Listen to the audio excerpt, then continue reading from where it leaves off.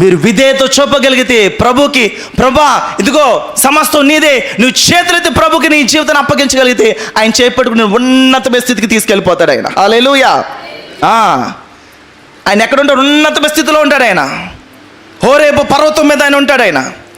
మోషేకి పర్వతం మీద ఆ మండుతున్న పొదలోంచి మాట్లాడాడు ఆయన.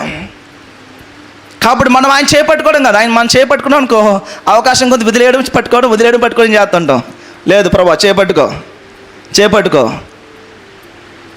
తండ్రి కావచ్చు, తల్లి కావచ్చు, బాబును తీసుకెళ్తుంటారు రోడ్డు మీద. ఒకవేళ నడుస్తున్నప్పుడు కొంచెం మంచిగా ఉన్న మామూలుగా ఉన్న ప్రదేశాల్లో పెద్దగా బళ్ళు కార్లు లేవని వాళ్ళు నడుస్తుంటారు, వెళ్తుంటారు.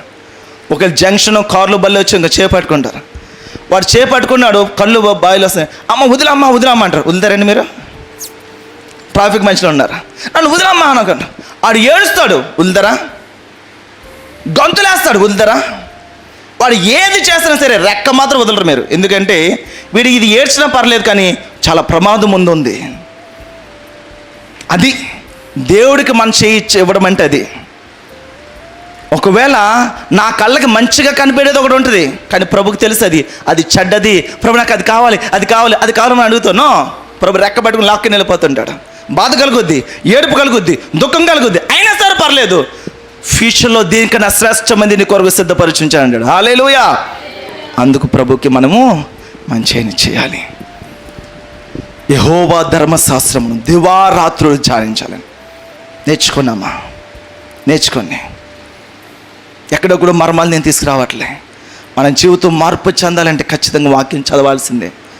చదవడం మాత్రమే కాదు, ధ్యానించాలని ప్రభు వాక్యం సెలవిస్తుంది. చదవడం అంటే డైలీ చదువుకుంటూ వెళ్ళిపోవడం. ధ్యానించడం అంటే ఒక అధ్యాయం కావచ్చు, 1-2 సార్లు అందులో ఏం చెప్తున్నారు ప్రభు, ఏం మాట్లాడుతున్నారు, ఎవరితో మాట్లాడుతున్నారు, ఏం మాట్లాడుతున్నారు, ఏ సందర్భం, నువ్వు చదివితే అర్థమవుతుంది. ఏం అవసరం లేదు, మీ జ్ఞానం చదివితే అర్థమవుతుంది. కాబట్టి అలా ధ్యానిస్తూ రోజు ఒక్క వాక్యము, ఒక్క పాయింట్ దేవుడు మీతో మాట్లాడండి. ఒక్క ప్రత్యక్షత నువ్వు పట్టుకోగలిగావంటే నువ్వు ధన్యురాలు. రోజుకి